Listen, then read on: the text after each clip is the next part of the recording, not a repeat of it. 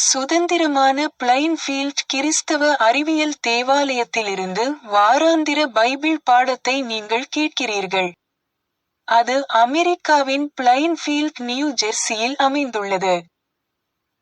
மேலும் தகவலுக்கு எங்கள் வலைத்தளத்தை பார்வையிடவும். www.plainfieldcs.com. இது பாடம் ஞாயிற்றுக்கிழமை ஜூன் 1, 2025.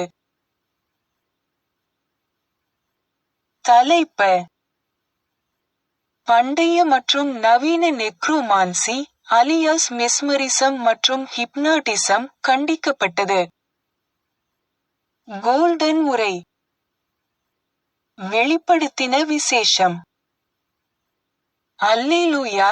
இரட்சணியமும் மகிமையும் கனமும் வல்லமையும் நம்முடைய தேவனாகிய கர்த்தருக்கே உரியது. அவருடைய நியாயத் தீர்ப்புகள் சத்தியமும் நீதியுமானவைகள். பொறுப்பு ரீதியான வாசிப்பு. எபேசியர். கடைசியாக, என் சகோதரரே, கர்த்தரிலும் அவருடைய சத்துவத்தின் வல்லமையிலும் பலப்படுங்கள். நீங்கள் பிசாசின் தந்திரங்களோடு எதிர்த்து நிற்க திராணியுள்ளவர்களாகும்படி தேவனுடைய சர்வாயுதவர்க்கத்தையும் தரித்துக் கொள்ளுங்கள். ஏனெனில் மாம்சத்தோடும் இரத்தத்தோடுமல்ல, துரைத்தனங்களோடும் அதிகாரங்களோடும் இப்பிரபஞ்சத்தின் அந்தகார லோகாதிபதிகளோடும் வானமண்டலங்களிலுள்ள பொல்லாத ஆவிகளின் சேனைகளோடும் நமக்கு போராட்டம் உண்டு. ஆகையால் தீங்கு நாளிலே அவைகளை நீங்கள் எதிர்க்கவும் சகலத்தையும் செய்து முடித்தவர்களாய் நிற்கவும் திராணியுள்ளவர்களாகும்படிக்கு தேவனுடைய சர்வாயுதவர்க்கத்தையும் எடுத்துக்கொள்ளுங்கள். சத்தியம் என்னும் கச்சையை உங்கள் அறையில் கட்டினவர்களாயும் நீதி என்னும் மார்க்கவசத்தை தரித்தவர்களாயும் சமாதானத்தின் சுவிசேஷத்திற்குரிய ஆயத்தம் என்னும் பாதரட்சையை கால்களிலே தொடுத்தவர்களாயும் பொல்லாங்கன் எய்யும் அக்கினியாஸ்திரங்களை எல்லாம் அவித்து போடத்தக்கதாய் எல்லாவற்றிற்கும் மேலாக விசுவாசம் என்னும் கேடகத்தை பிடித்து கொண்டவர்களாயும் நில்லுங்கள். இரட்சணியம் என்னும் தலைச்சீராவையும் தேவவசனமாகிய ஆவியின் பட்டயத்தையும் எடுத்துக்கொள்ளுங்கள். பாடம் பிரசங்கம். பைபிளிலிருந்து. ஏசாயா. வெள்ளம் போல சத்துரு வரும்போது கர்த்தருடைய ஆவியானவர் அவனுக்கு விரோதமாக கொடியேற்றுவார். சங்கீதம். உன்னதமானவரின் மறைவிலிருக்கிறவன் சர்வவல்லவருடைய நிழலில் தங்குவான். நான் கர்த்தரை நோக்கி, நீர் என் அடைக்கலம், என் கோட்டை, என் தேவன், நான் நம்பியிருக்கிறவர் என்று சொல்லுவேன். அவர் உன்னை வேடனுடைய கண்ணிக்கும் பாழாக்கும் கொள்ளை நோய்க்கும் தப்புவிப்பார். அவர் தமது சிறகுகளாலே உன்னை மூடுவார். அவர் செட்டைகளின் கீழே அடைக்கலம் புகுவாய். அவருடைய சத்தியம் உனக்கு பரிசையும் கேடகமுமாகும். இரவில் உண்டாகும் பயங்கரத்துக்கும் பகலில் பறக்கும் அம்புக்கும் இருளில் நடமாடும் கொள்ளை நோய்க்கும் மத்தியானத்தில் பாழாக்கும் சங்காரத்துக்கும் பயப்படாதிருப்பாய். உன் பக்கத்தில் 1000 பேரும் உன் வலதுபுறத்தில் 10,000 பேரும் விழுந்தாலும் அது உன்னை அணுகாது. உன் கண்களால் மாத்திரம் நீ அதை பார்த்து துன்மார்க்கருக்கு வரும் பலனை காண்பாய். எனக்கு அடைக்கலமாயிருக்கிற உன்னதமான கர்த்தரை உனக்கு தாபரமாக கொண்டாய். ஆகையால் பொல்லாப்பு உனக்கு நேரிடாது, வாதை உன் கூடாரத்தை அணுகாது. உன் வழிகளிலெல்லாம் உன்னை காக்கும்படி உனக்காக தம்முடைய தூதர்களுக்கு கட்டளையிடுவார். உன் பாதம் கல்லில் இடராதபடிக்கு அவர்கள் உன்னை தங்கள் கைகளில் ஏந்திக் கொண்டு போவார்கள். சிங்கத்தின் மேலும் விரியன் பாம்பின் மேலும் நீ நடந்து பாலசிங்கத்தையும் வலுசர்ப்பத்தையும் மிதித்து போடுவாய். அவன் என்னிடத்தில் வாஞ்சையாயிருக்கிறபடியால் அவனை விடுவிப்பேன். என் நாமத்தை அவன் அறிந்திருக்கிறபடியால் அவனை உயர்ந்த அடைக்கலத்திலே வைப்பேன். அவன் என்னை நோக்கி கூப்பிடுவான், நான் அவனுக்கு மறு உத்தரவு அருளிச் செய்வேன். ஆபத்தில் நானே அவனோடிருந்து அவனை தப்புவித்து அவனை கனப்படுத்துவேன். நீடித்த நாட்களால் அவனை திருப்தியாக்கி என் இரட்சிப்பை அவனுக்கு காண்பிப்பேன். இராஜாக்கள். அக்காலத்தில் சீரியாவின் ராஜா இஸ்ரவேலுக்கு விரோதமாய் யுத்தம் பண்ணி, இன்ன ஸ்தலத்திலே பாளையமிறங்குவேன் என்று தன் ஊழியக்காரரோடே ஆலோசனை பண்ணினான். ஆகிலும் தேவனுடைய மனுஷன் இஸ்ரவேலின் ராஜாவினிடத்தில் ஆள் அனுப்பி, இன்ன இடத்துக்கு போகாதபடிக்கு எச்சரிக்கையாயிரும், சீரியர் அங்கே இறங்குவார்கள் என்று சொல்லச் சொன்னான். அப்பொழுது இஸ்ரவேலின் ராஜா தேவனுடைய மனுஷன் தன்னை எச்சரித்து, தனக்கு குறித்துச் சொன்ன ஸ்தலத்திற்கு மனுஷரை அனுப்பி பார்த்து எச்சரிக்கையாயிருந்து, இப்படி அநேகந்தரம் தன்னை காத்து கொண்டான். இந்த காரியத்தினிமித்தம் சீரிய ராஜாவின் இருதயம் குழம்பி, அவன் தன் ஊழியக்காரரை அழைத்து, நம்முடையவர்களில் இஸ்ரவேலின் ராஜாவுக்கு உளவாயிருக்கிறவன் யார் என்று நீங்கள் எனக்கு அறிவிக்க மாட்டீர்களா என்று கேட்டான். அப்பொழுது அவன் ஊழியக்காரரில் ஒருவன், அப்படியில்லை, என் ஆண்டவனாகிய ராஜாவே, நீர் உம்முடைய பள்ளி அறையிலே பேசுகிற வார்த்தைகளையும் இஸ்ரவேலிருக்கிற தீர்க்கதரிசியாகிய எலிசா இஸ்ரவேலின் ராஜாவுக்கு அறிவிப்பான் என்றான். அப்பொழுது அவன், நான் மனுஷரை அனுப்பி அவனை பிடிக்கும்படி நீங்கள் போய் அவன் எங்கே இருக்கிறான் என்று பாருங்கள் என்றான். அவன் தோத்தானில் இருக்கிறான் என்று அவனுக்கு அறிவிக்கப்பட்டது. அப்பொழுது அவன் அங்கே குதிரைகளையும் இரதங்களையும் பலத்த இராணுவத்தையும் அனுப்பினான். அவர்கள் இராக்காலத்திலே வந்து பட்டணத்தை வளைந்து கொண்டார்கள். தேவனுடைய மனுஷனின் வேலைக்காரன் அதிகாலமே எழுந்து வெளியே புறப்படுகையில், இதோ இராணுவமும் குதிரைகளும் இரதங்களும் பட்டணத்தைச் சுற்றி கொண்டிருக்க கண்டான். அப்பொழுது வேலைக்காரன் அவனை நோக்கி, ஐயோ, என் ஆண்டவனே, என்ன செய்வோம் என்றான். அதற்கு அவன், பயப்படாதே, அவர்களோடிருக்கிறவர்களை பார்க்கிலும் நம்மோடிருக்கிறவர்கள் அதிகம் என்றான். அப்பொழுது எலிசா விண்ணப்பம் பண்ணி, கர்த்தாவே, இவன் பார்க்கும்படி இவன் கண்களை திறந்தருளும் என்றான். உடனே கர்த்தர் அந்த வேலைக்காரன் கண்களை திறந்தார். இதோ, எலிசாவைச் சுற்றிலும் அக்கினிமயமான குதிரைகளாலும் இரதங்களாலும் அந்த மலை நிறைந்திருக்கிறதை அவன் கண்டான்.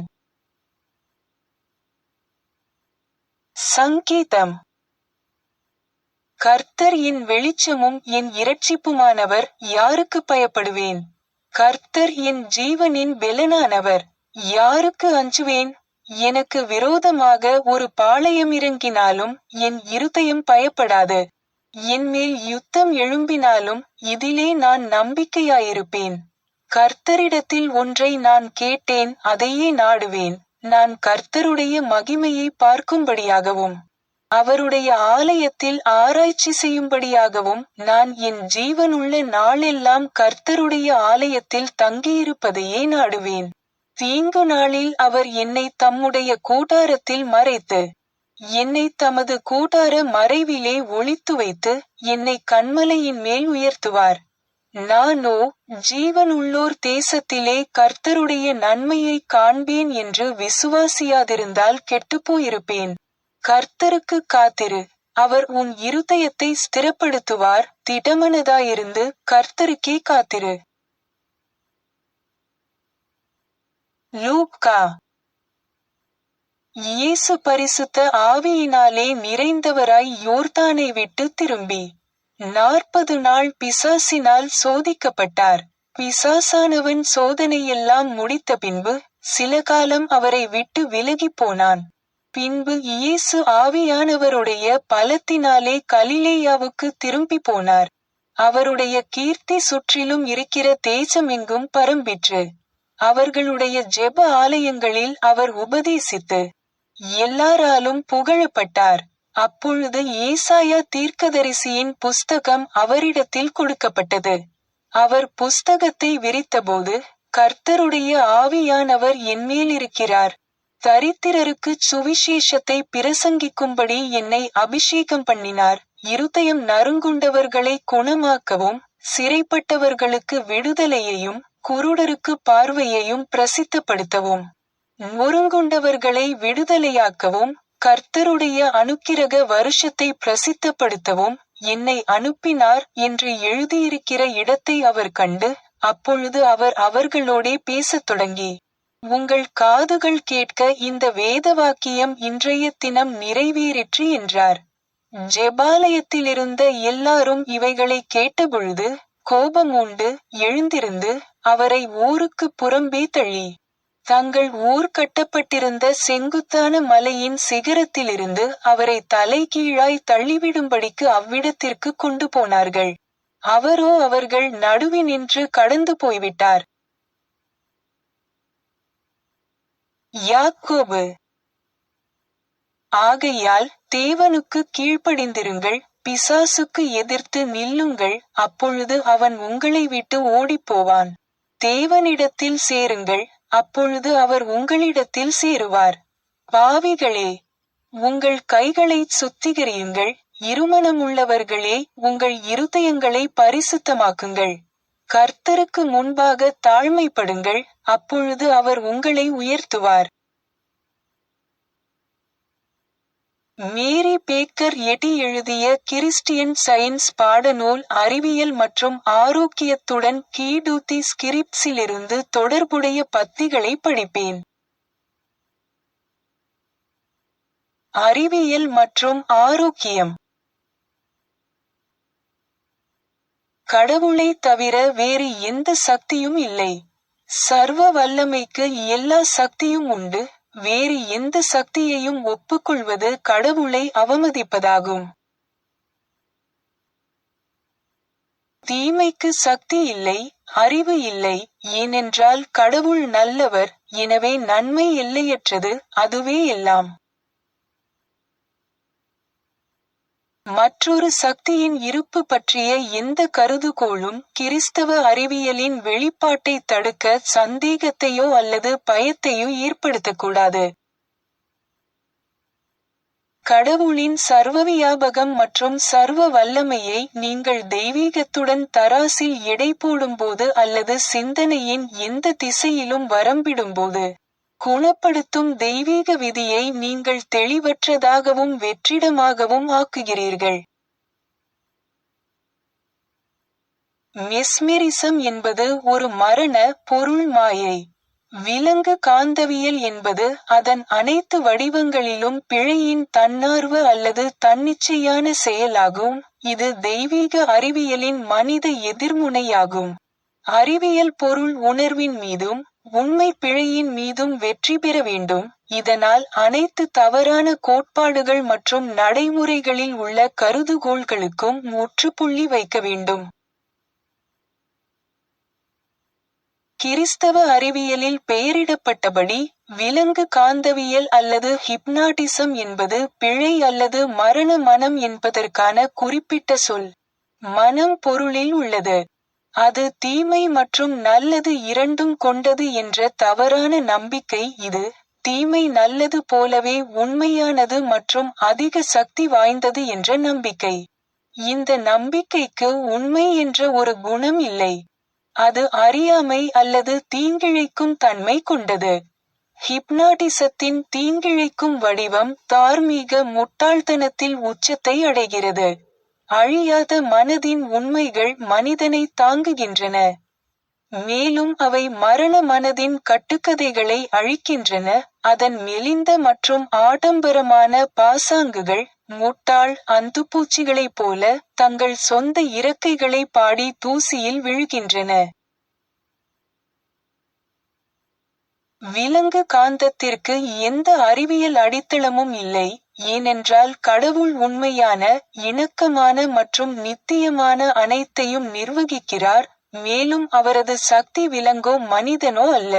அதன் அடிப்படை ஒரு நம்பிக்கை மற்றும் இந்த நம்பிக்கை விலங்கு அறிவியலில் விலங்கு காந்தவியல், மெஸ்மெரிசம் அல்லது ஹிப்னாட்டிசம் என்பது வெறும் மறுப்பு, புத்திசாலித்தனம். சக்தி அல்லது யதார்த்தம் எதுவும் இல்லை. மேலும் அர்த்தத்தில் இது மரண மனம் என்று அழைக்கப்படுபவரின் உண்மையற்ற கருத்தாகும். ஒரே ஒரு உண்மையான ஈர்ப்பு மட்டுமே உள்ளது, அது ஆவி. விலங்கு காந்தத்தின் லேசான வடிவங்கள் மறைந்து வருகின்றன, மேலும் அதன் ஆக்கிரமிப்பு அம்சங்கள் முன்னுக்கு வருகின்றன. மரண சிந்தனையின் இருண்ட இடைவெளிகளில் மறைந்திருக்கும் குற்றத்தின் தரிகள். ஒவ்வொரு மணி நேரமும் மிகவும் சிக்கலானதாகவும் நுட்பமாகவும் வலைகளை பின்னுகின்றன. விலங்கு காந்தத்தின் தற்போதைய முறைகள் மிகவும் ரகசியமாக இருப்பதால் அவை சகாப்தத்தை சோம்பலில் சிக்க வைக்கின்றன. மேலும் குற்றவாளி விரும்பும் விஷயத்தில் மிகவும் அக்கறையின்மையை உருவாக்குகின்றன.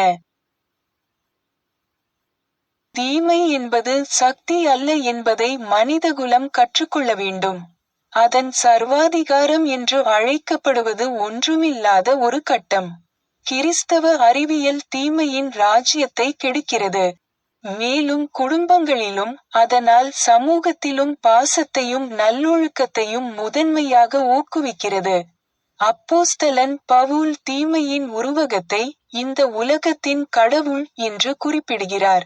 மேலும் அதை நேர்மையின்மை மற்றும் தந்திரம் என்று மேலும் வரையறுக்கிறார். பாவம் அசீரிய சந்திரன் கடவுள். சிலர் சத்தியத்தின் தொடுதலுக்கு மெதுவாக அடிபணிகிறார்கள்.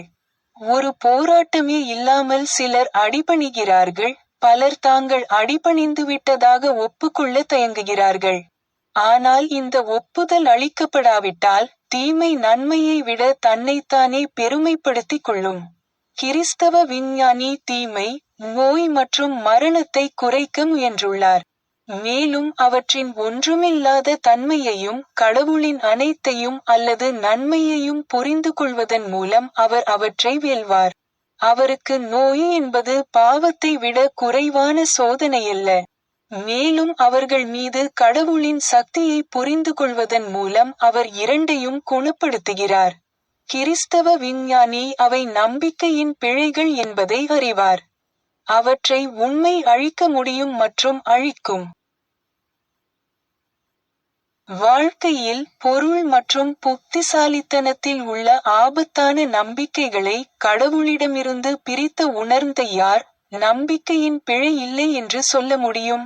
விலங்கு காந்தத்தின் கூற்றை அறிந்தால் அனைத்து தீமைகளும் பொருள், மின்சாரம், விலங்கு இயல்பு மற்றும் கரிம வாழ்க்கையில் வாழ்க்கை, பொருள் மற்றும் புத்திசாலித்தனத்தின் நம்பிக்கையில் இணைகின்றன. இவை உண்மை அழிக்க வேண்டிய மற்றும் அழிக்கும் பிழைகள் என்பதை யார் மறுப்பார்கள்?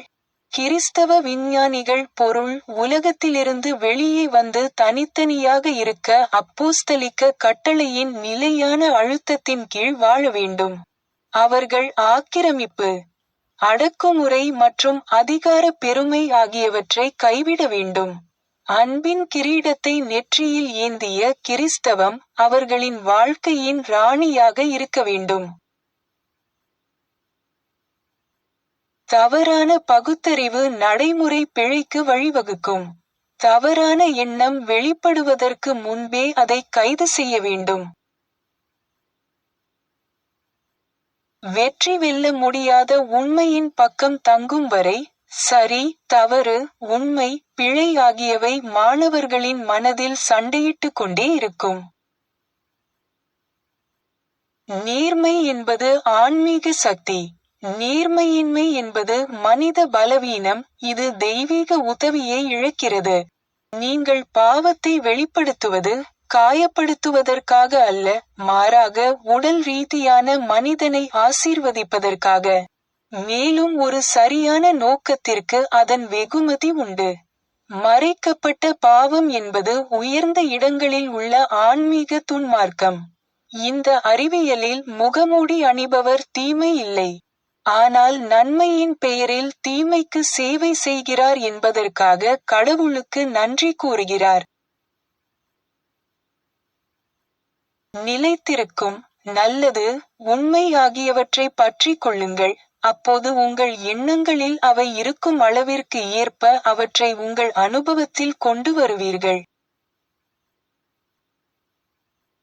தெய்வீக சர்வ வல்லமையின் புரிதல் ஒரு குறிப்பிட்ட அளவிற்கு கூட பயத்தை அழித்து கால்களை உண்மையான பாதையில் நடுகிறது. கைகள் இல்லாமல் பரலோகத்தில் நித்தியமானது கட்டப்பட்ட வீட்டிற்கு வழிவகுக்கும் பாதை. மனித வெறுப்புக்கு சட்டபூர்வமான ஆணை இல்லை, ராஜ்யமும் இல்லை. அன்பு சிம்மாசனத்தில் அமர்த்தப்பட்டுள்ளது. தீமை அல்லது பொருளுக்கு புத்திசாலித்தனமோ சக்தியோ இல்லை என்பது முழுமையான கிறிஸ்தவ அறிவியலின் கோட்பாடு, மேலும் இது பிழையிலிருந்து அனைத்து மாறுவேடங்களையும் அகற்றும் பெரிய உண்மை. கடவுள் மற்றும் மனிதன் மீதான அன்பு குணப்படுத்துதல் மற்றும் கற்பித்தல் இரண்டிலும் உண்மையான ஊக்கமாகும். அன்பு தூண்டுகிறது, ஒளிரச் செய்கிறது, நியமிக்கிறது மற்றும் வழி நடத்துகிறது. சரியான நோக்கங்கள் சிந்தனைக்கு ஊக்கத்தையும், பேச்சு மற்றும் செயலுக்கு வலிமையையும் சுதந்திரத்தையும் தருகின்றன. அன்பு சத்தியத்தின் பலிபீடத்தில் ஒரு பாதிரியார். தெய்வீக அன்பு மரண மனதின் நீரில் நகர்ந்து சரியான கருத்தை உருவாக்கும் வரை பொறுமையாக காத்திருங்கள். பொறுமை அதன் சரியான வேலையைச் செய்ய வேண்டும். ஆவியின் வஸ்திரங்கள் கிறிஸ்துவின் வஸ்திரத்தைப் போல வெள்ளையாகவும் பிரகாசமாகவும் இருக்கின்றன. ஆகையால் இந்த உலகத்திலும் கூட உன் வஸ்திரங்கள் எப்போதும் வெண்மையாக இருக்கட்டும். சோதனையை தாங்குகிற மனுஷன் பாக்கியவான், அவன் சோதிக்கப்பட்டு உண்மையுள்ளவனாக நிரூபிக்கப்பட்ட பின் கர்த்தர் தம்மை நேசிப்பவர்களுக்கு வாக்குத்தத்தம் பண்ணின ஜீவகிரீடத்தை பெறுவான். யாக்கோபு நள்ளிரவு 1:12. சர்ச் கையேட்டில் கொடுக்கப்பட்டுள்ளபடி மேரி பேக்கர் எட்டியின் 3 தினசரி கடமைகளை இப்போது படிப்பேன். தினசரி ஜெபம். ஒவ்வொரு நாளும் ஜெபிப்பது இந்த திருச்சபையின் ஒவ்வொரு உறுப்பினரின் கடமையாகும். உம்முடைய ராஜ்யம் வா, தெய்வீக சத்தியம், வாழ்க்கை, அன்பு ஆகியவற்றின் ஆட்சி என்னுள் நிலை பெறட்டும். எல்லா பாவங்களையும் என்னிடமிருந்து விலக்கட்டும். உம்முடைய வார்த்தை எல்லா மனிதர்களிடமும் பாசத்தை வளப்படுத்தி அவற்றை ஆளட்டும். நோக்கங்கள் மற்றும் செயல்களுக்கான விதி. தி மதர் சர்ச்சின் உறுப்பினர்களின் நோக்கங்கள் அல்லது செயல்களை விரோதமோ அல்லது தனிப்பட்ட இணைப்போ தூண்டக்கூடாது. அறிவியலில் தெய்வீக அன்பு மட்டுமே மனிதனை ஆளுகிறது. ஒரு கிறிஸ்தவ விஞ்ஞானி அன்பின் இனிமையான வசதிகளையும், பாவத்தை கண்டிப்பதிலும், உண்மையான சகோதரத்துவம், தொண்டு, மன்னிப்பு ஆகியவற்றிலும் பிரதிபலிக்கிறார்.